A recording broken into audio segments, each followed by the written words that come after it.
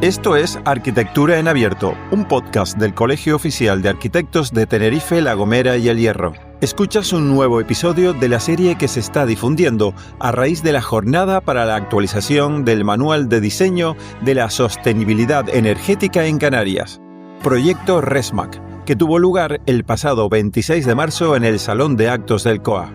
Una de las ponentes fue Araceli Reimundo, que nos habló en su charla de Clima y Arquitectura, nuevo escenario y nuevas oportunidades. Con ella hablamos hoy en este podcast. Y saludamos ya en este nuevo podcast a Araceli Reimundo, con la que vamos a charlar unos minutos acerca de esa jornada. Buenos días, Araceli. Buenos días, Jaime. Bueno, pues tenemos ya en marcha este nuevo podcast y la verdad que nos interesa mucho una serie de preguntas para indagar más acerca de esa jornada. Y lo primero que te queríamos preguntar es que si nos puedes hablar de ese concepto de confort y de las diferentes estrategias que podemos utilizar en función de los distintos climas en que diseñemos. Bueno, pues el confort es una sensación térmica que tenemos que lograr para que nuestro cuerpo esté en equilibrio y en condiciones saludables. Y dependiendo del clima en el que habitemos, pues se utilizan diversas estrategias. En Canarias tenemos un clima bastante benigno, con una oscilación térmica bastante baja también, pero también es verdad que tenemos un crisol climático importante y no es lo mismo estar en costa que estar en medianías, que estar en altura, ¿no?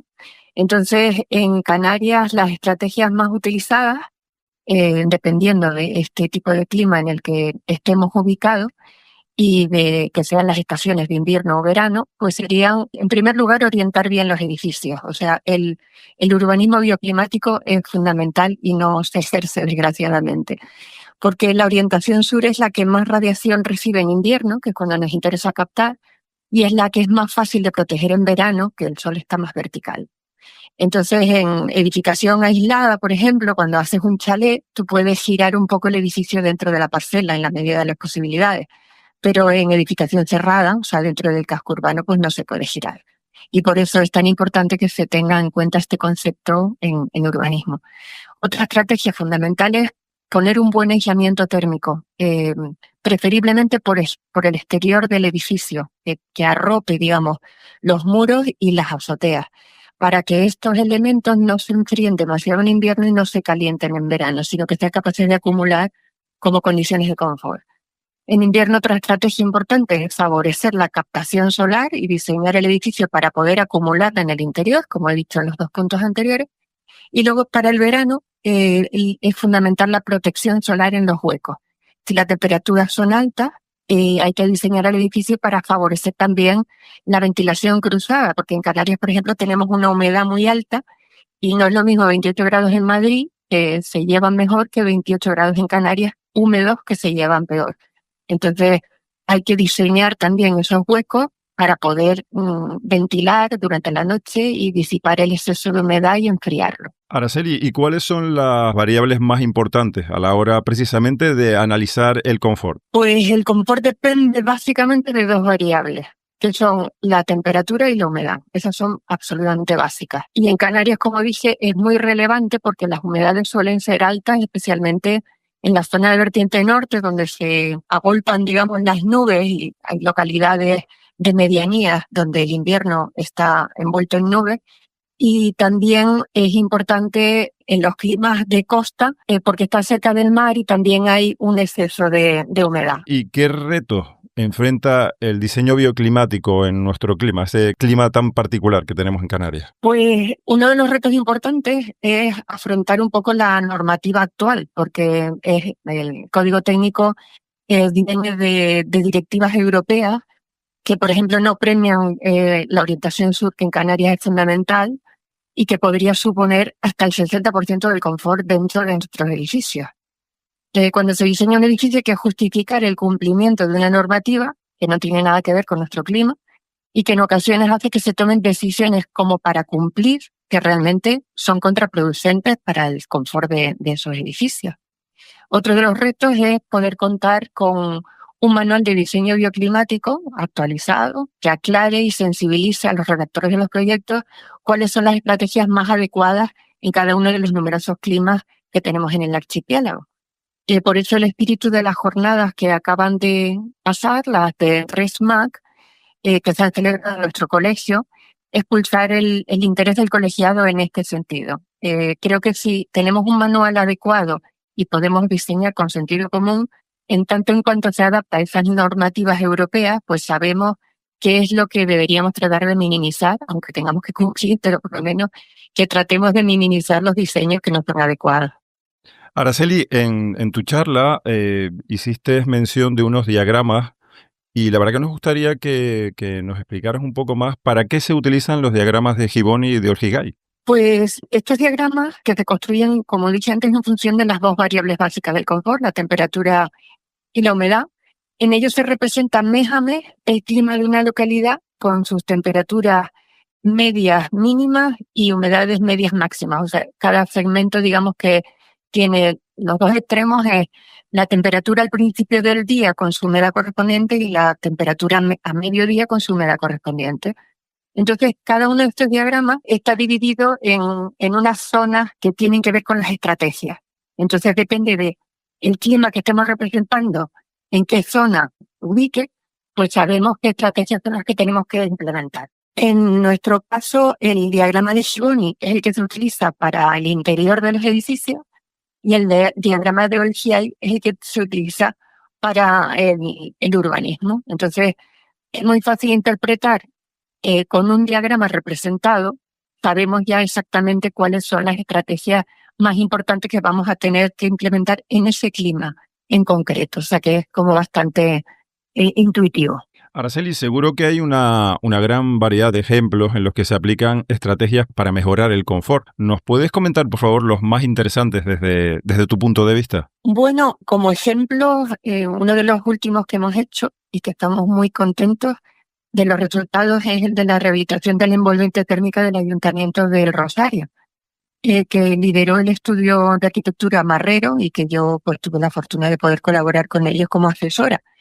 Es un edificio que está situado en uno de los climas más fríos durante el invierno y que los funcionarios, digamos, que trabajan dentro del ayuntamiento pasaban muchísimo frío. Entonces, el clúster de construcción sostenible solicitó para ese ayuntamiento dos subvenciones, una para la reforma de lo que es el edificio, la envolvente térmica, y la otra, porque pensaron que no iba a ser suficiente solo con esas medidas, para los equipos de climatización.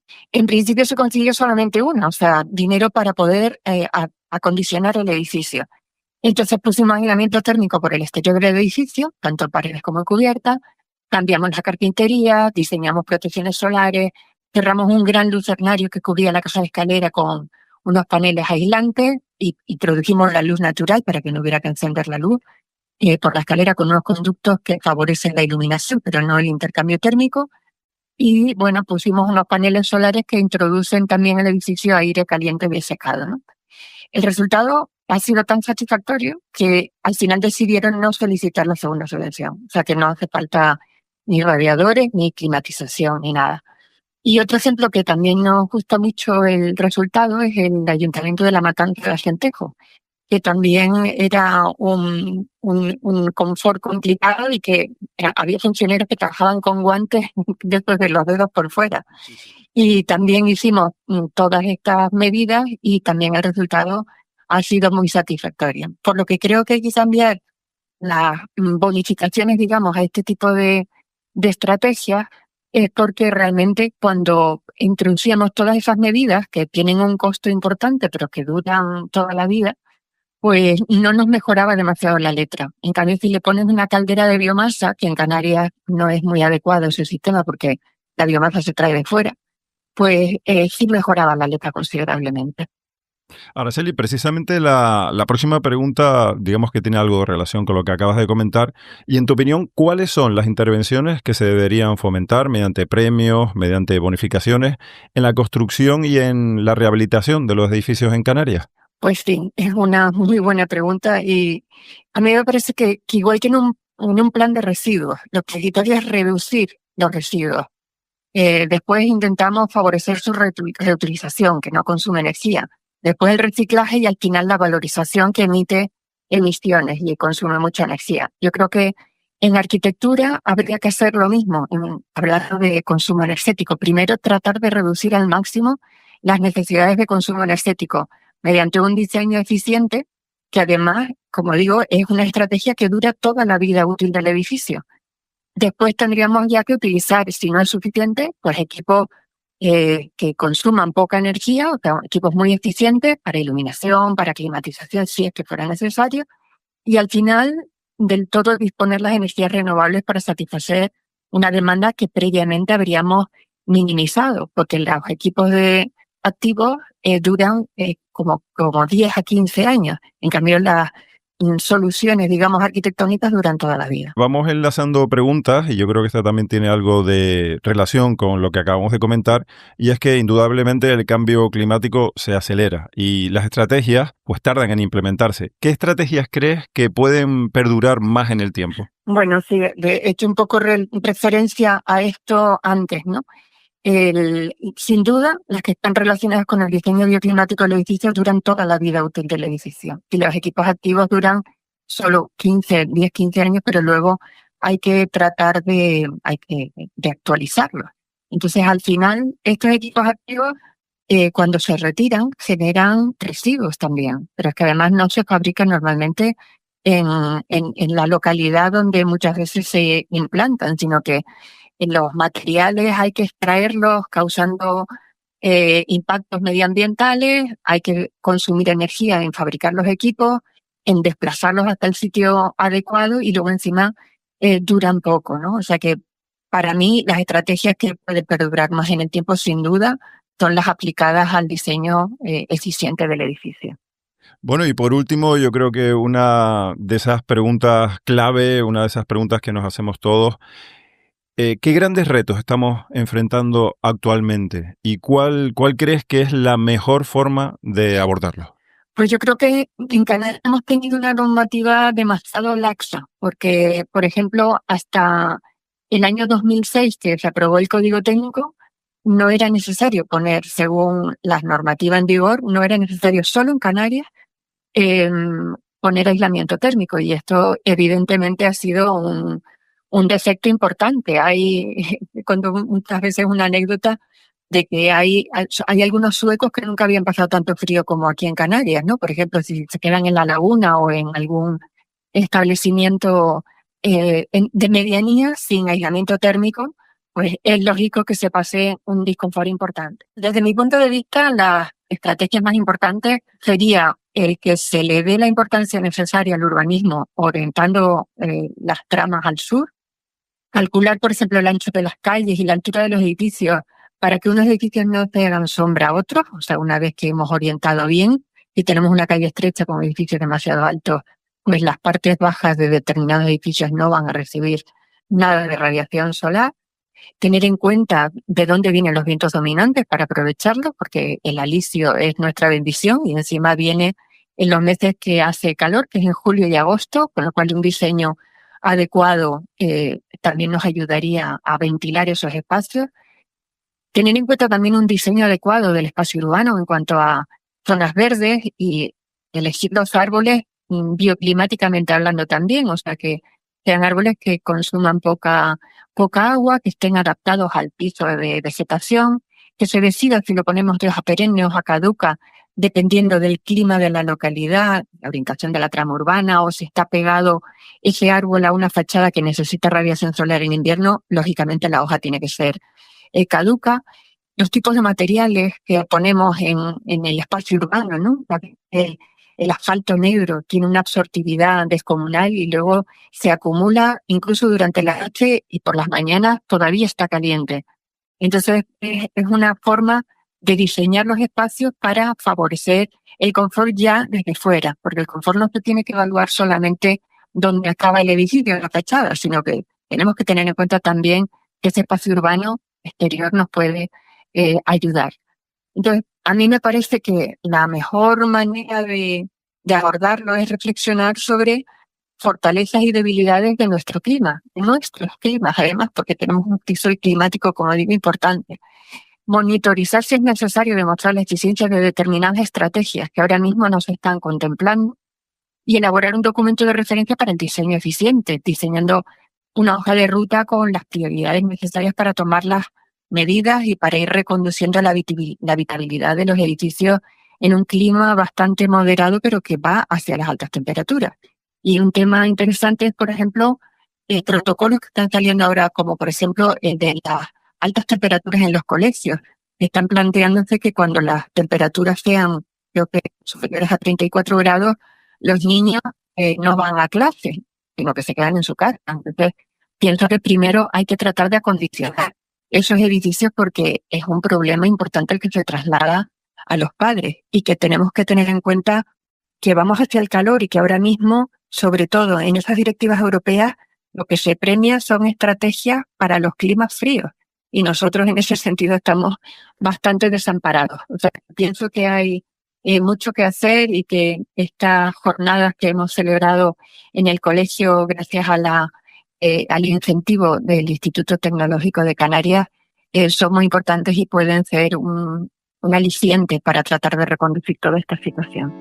Araceli Raimundo, muchísimas gracias por la participación en este podcast que es complemento precisamente a esas jornadas RESMAC. Muy interesante todo lo que has comentado. Muchas gracias, Araceli. Muchísimas gracias a ustedes por su apoyo y por la difusión. Javier Jubera, director del Laboratorio de la Consejería de Obras Públicas del Gobierno de Canarias. Él participó en la mesa redonda y debate posterior. Con él hablamos hoy en este podcast.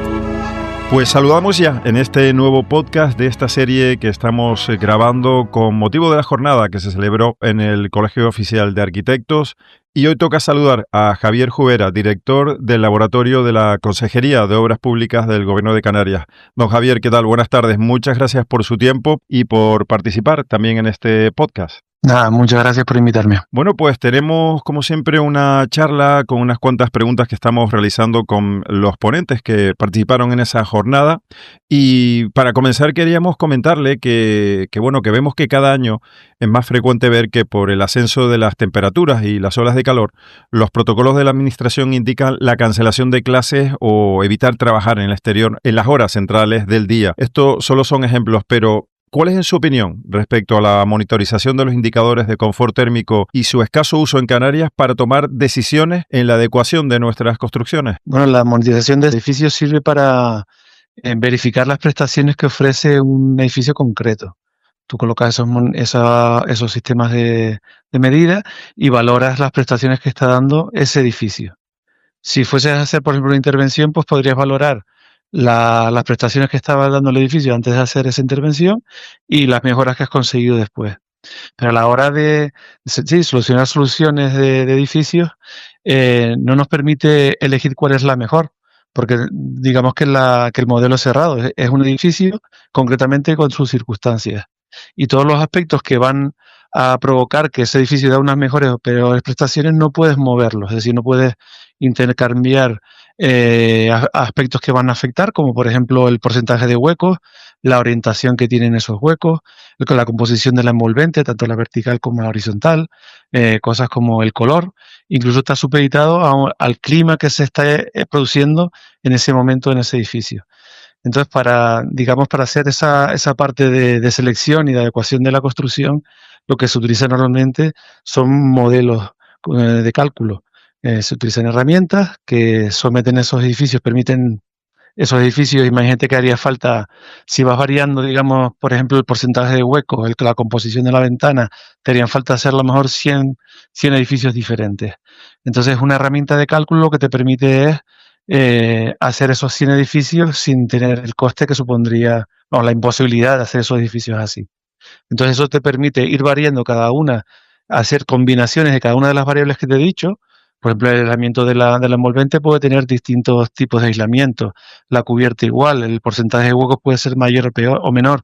Puedes orientar de manera diferente el edificio y de esa manera, comparando todos los resultados que te va dando, puedes comparar cuál es la mejor solución o cuáles son las mejores soluciones que resolverían, digamos, o que obtendrías una mejor prestación del edificio. Dentro de esas soluciones posibles, pues ya podrías valorar en función de las complicaciones técnicas o económicas que te supongan cuáles son las mejores. Así es como lo hemos hecho en los trabajos que hemos realizado pues con el profesor Manolo Montes de Oca de la Universidad de Las Palmas y José Miguel Márquez de la Universidad de La Laguna. hemos llegado a unas conclusiones sobre cuáles son las soluciones que se adaptan mejor a nuestro clima o se adaptan peor.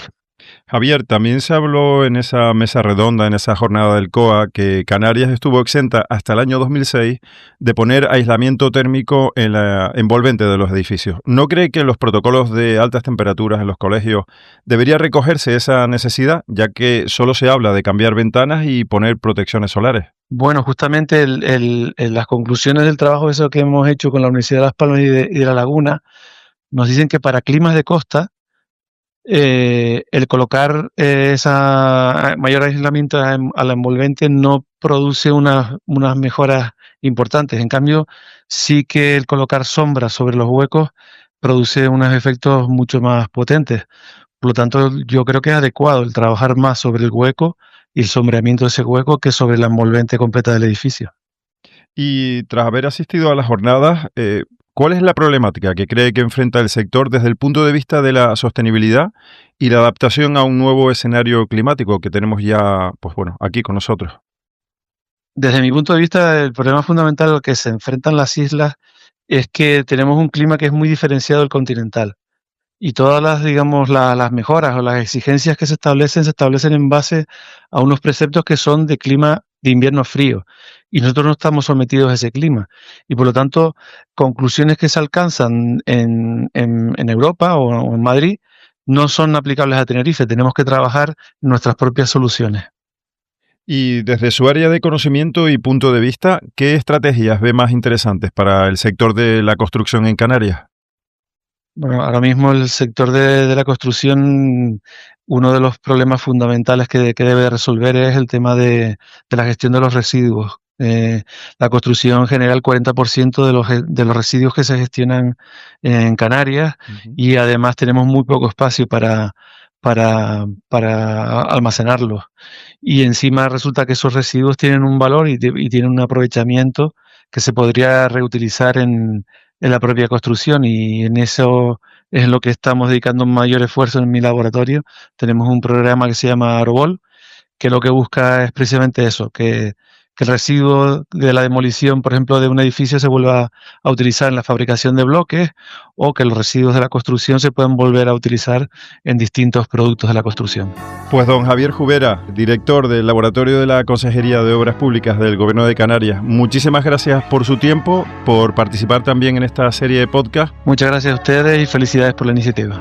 Una de las asistentas fue Norena Martín, profesora titular en la Escuela Politécnica Superior de Ingeniería de la Universidad de La Laguna, directora de la Cátedra de Medio Ambiente y Desarrollo Sostenible Cabildo de Tenerife, Universidad de La Laguna, directora del Máster en Gestión e Innovación Tecnológica en la Construcción. Ella participó en la mesa redonda y debate posterior.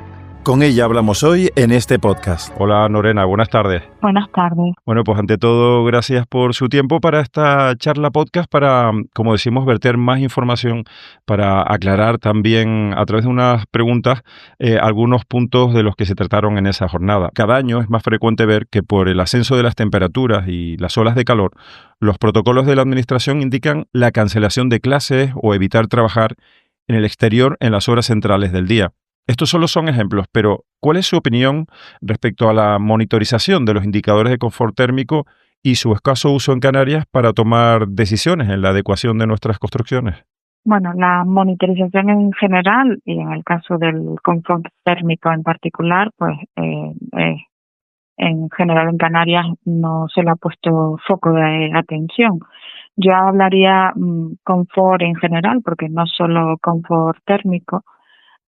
Son temas que en Canarias no se ha puesto el foco porque en general tenemos un clima pues bastante benigno y por tanto en el que las construcciones han sido desarrolladas sin poner el foco en que tenemos que protegernos. En el caso de Península lo hacen del frío y del calor, y aquí pues del calor.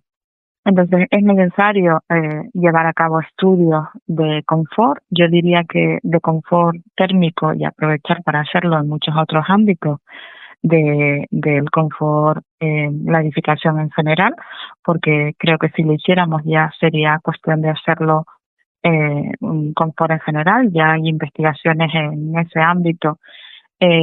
Lo que pasa que llevar a cabo estudios de monitorización es un tema que lleva bastante complejo y por lo tanto que lleva el empleo de recursos y además tiene que ser a lo largo de un tiempo importante porque tenemos que medir. En el caso de las islas, además, tenemos que medir en las distintas vertientes, a distintas altitudes. Nosotros tenemos experiencia en este ámbito y por tanto esto requiere desarrollar un estudio de cómo se va a desarrollar a lo largo de todas las islas, ¿no? Para luego que esto pueda servir a la hora de tomar decisiones, ¿no? Esto es importante. Entonces, llevar a cabo estudios específicos para Canarias es importante. Creo que el Instituto Eduardo Torroja ahora está desarrollando estudios a nivel nacional de simulaciones, entonces yo creo que sería interesante alinearse, formar parte de los grupos de trabajo y sobre todo poner el foco en que en Canarias estamos en una región que está completamente alejada del continente, en una latitud pues completamente distinta al territorio peninsular y que por tanto tenemos que tener especificidad en este ámbito. Para ello es necesario llevar a cabo, por supuesto, trabajos de investigación y disponer de datos. Por cierto, Canarias estuvo exenta hasta el año 2006 de poner aislamiento térmico en la envolvente de los edificios. ¿No cree que en los protocolos de altas temperaturas en los colegios debería recogerse esa necesidad, ya que solo se habla de cambiar ventanas y poner protecciones solares? Yo también aquí creo que hay que estudiar los casos concretos y dónde es mejor hacer una tipología de actuaciones u otra. La actuación sobre la envolvente depende del lugar en el que estemos. Esa actuación posiblemente puede ser más prioritaria que otro tipo de actuaciones. Entonces creo que unido a la pregunta anterior que me hacías de la monitorización, pues el disponer de datos de esos edificios ya los tenemos en distintos proyectos de investigación que hemos desarrollado, por ejemplo, en la universidad, en simulaciones. Entonces disponer de datos reales de esos edificios, de cómo se comportan, es importante.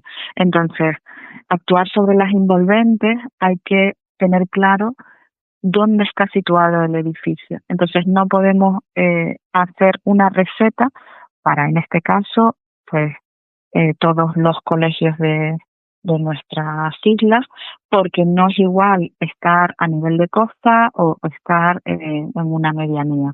Entonces creo que el estudio de soluciones en función de la situación, la geolocalización de ese edificio, en este caso un colegio, es muy importante para dar soluciones, no una receta para todos los colegios, sino unas recetas personalizadas en función de la situación de ese colegio y, por lo tanto, optimizar los recursos públicos en este caso, ¿no?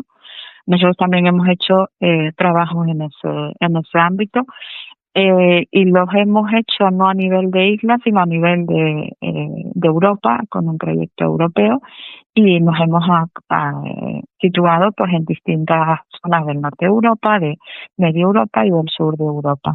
Norena, y tras haber asistido a la jornada, ¿cuál cree que es la problemática que enfrenta el sector desde el punto de vista de la sostenibilidad y de la adaptación a un nuevo escenario climático? Bueno, uno de los factores importantes, ahora entran en vigor varias adaptaciones de normativa, tanto de eficiencia energética, de protocolos que implican que los productos de construcción, por ejemplo, tengan todos sus datos en el ámbito de la sostenibilidad y de su huella de carbono, ¿no?